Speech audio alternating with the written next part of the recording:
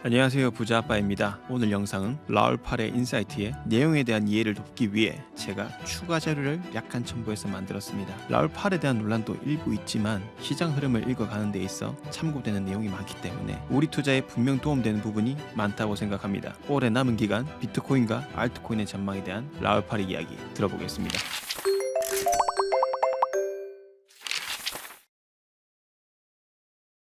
The banana zone is generally the last year to year and a half of crypto markets when prices start to go vertical. And I said back in about September that we were going to start the banana zone with that huge run up at the end of the year. And then we had this consolidation that was actually driven by the tightening of liquidity that happened last quarter, back in Q4 2024. That happens every cycle. So you get this first ramp up. Then we all say, well, we can't have nice things. The market corrects. It's like, it's never going to happen. It's never going to happen. And then liquidity has to come to roll the debt. And that usually goes all the way through to the end of the year. And that becomes the banana zone. The banana zone is also when alt season happens. After months of sideways chop and price consolidation, the cryptocurrency bull market is back, and it's roaring louder than ever. Bitcoin, the king of crypto, has smashed through the $100,000 milestone once again, marking the third time in its history. It's up over 10% just in the past week, reigniting that bullish momentum many thought had stalled. Meanwhile, Ethereum, the largest altcoin by market cap, is showing even stronger action, currently trading at $2,552 after a staggering 41.89% surge this week. According to Real Vision CEO Raoul Pal, what we're witnessing right now is textbook banana zone. This is the phase in financial markets where everything goes vertical. Stocks, crypto, tech, they don't just rise, they go parabolic. It's irrational, it's euphoric, and it's powered by FOMO, momentum traders piling in, and massive liquidity injections. Pal first coined the term banana zone to describe this final, explosive leg higher that markets experience before the peak. And he believes the setup is here again. Falling interest rates, central banks back to easing, and risk appetite surging. In his latest updates, Pal is doubling down, saying the charts are flashing green, liquidity signals are turning bullish, and everything looks eerily similar to past banana zone melt-ups. He's warning skeptics. Fundamentals are on the back burner right now. This is about pure momentum and narrative dominance. As we roll into this critical phase... Yeah, so for me, what's exciting, because I look at the world from a macro lens. From a macro lens, we've got all of these massive debts that need to be rolled. And we hear the governments are having issues with trying to roll the debt. The answer we know is the printing of money. And the printing of money for us in crypto means number go up. When number go up, it drives adoption.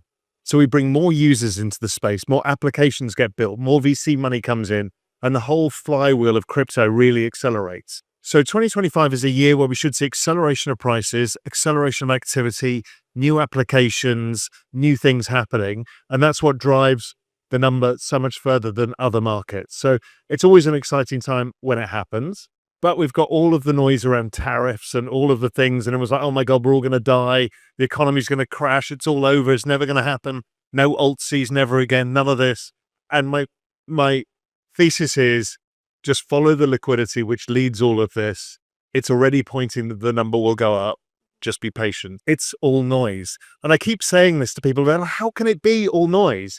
I'm like, because the dominant factor for crypto prices and tech stock prices, 90% of their price movement is explained by liquidity. And liquidity leads everything and price follows. So I've been showing that chart of global M2 against crypto prices.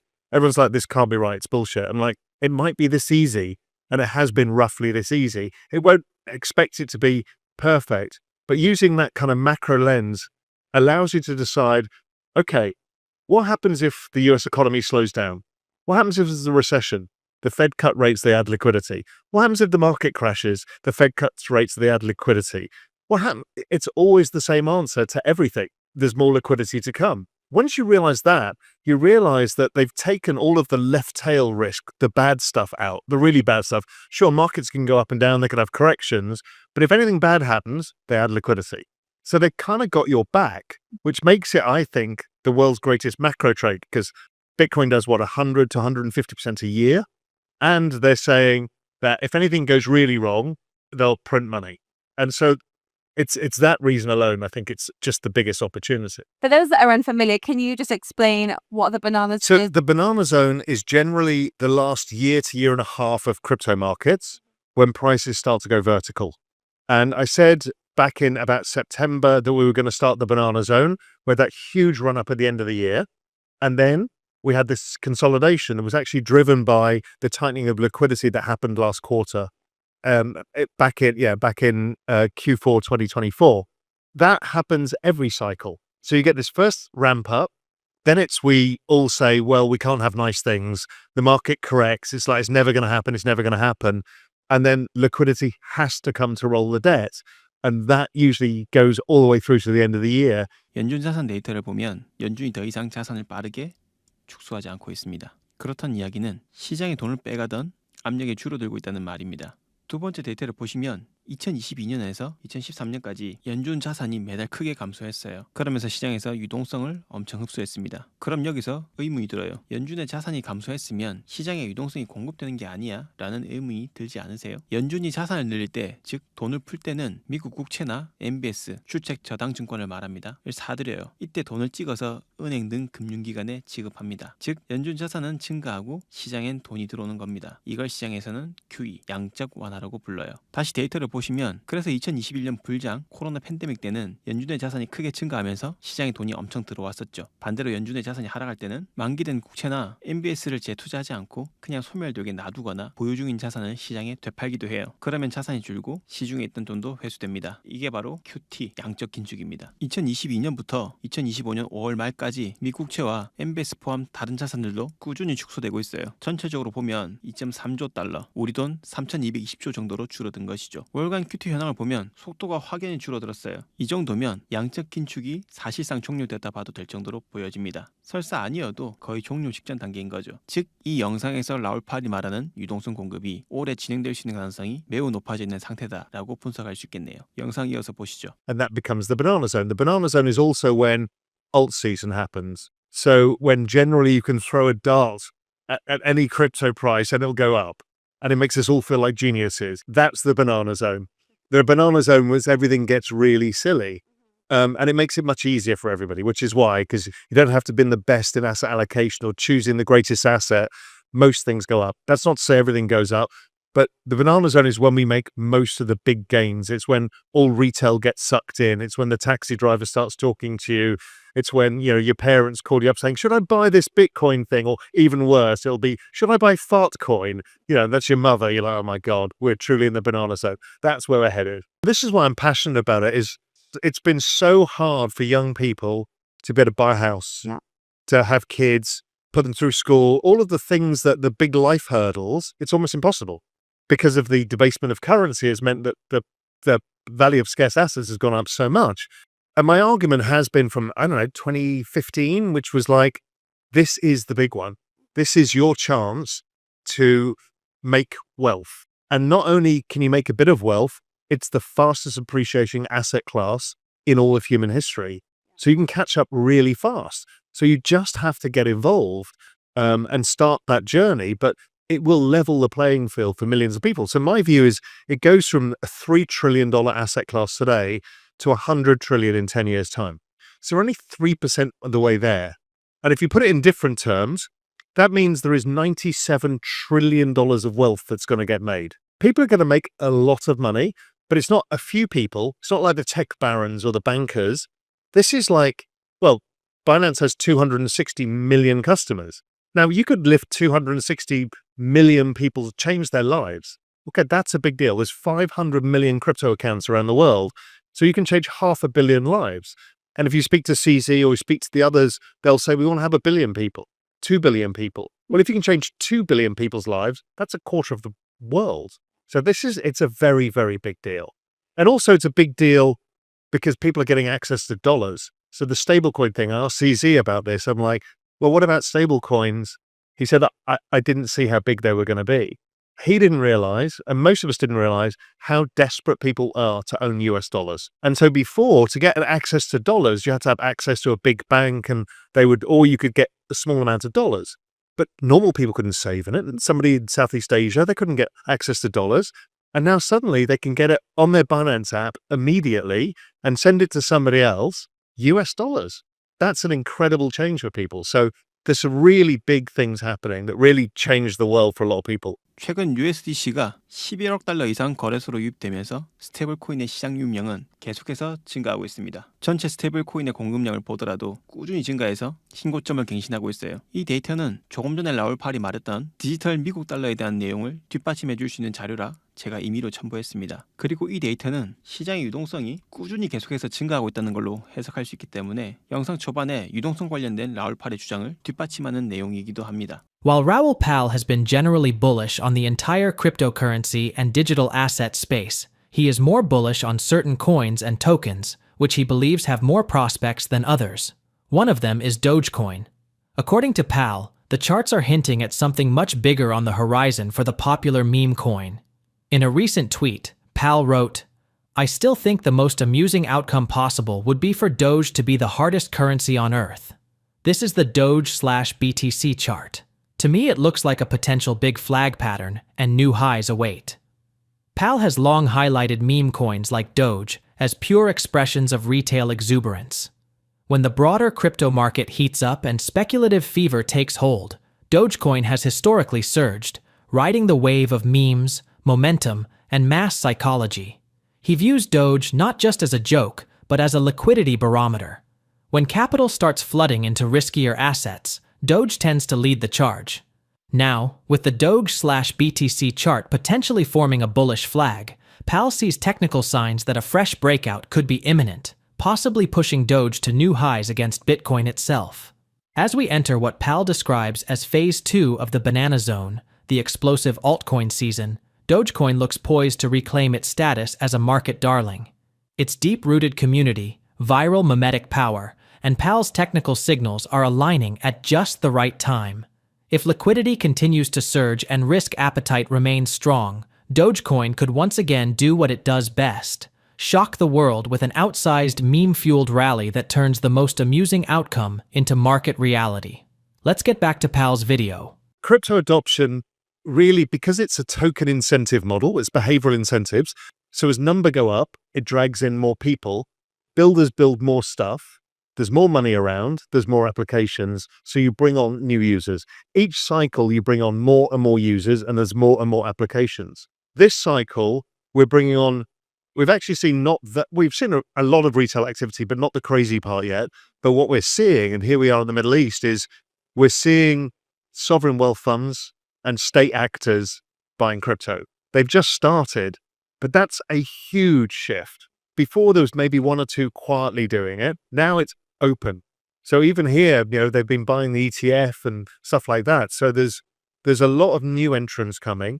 We haven't even heard what the US crypto policy is on their strategic crypto reserve. So we're seeing new people adopting it for different things. So Bitcoin is being adopted as that reserve asset. And then usually what happens is it flows out of the risk curve into other parts of Web3.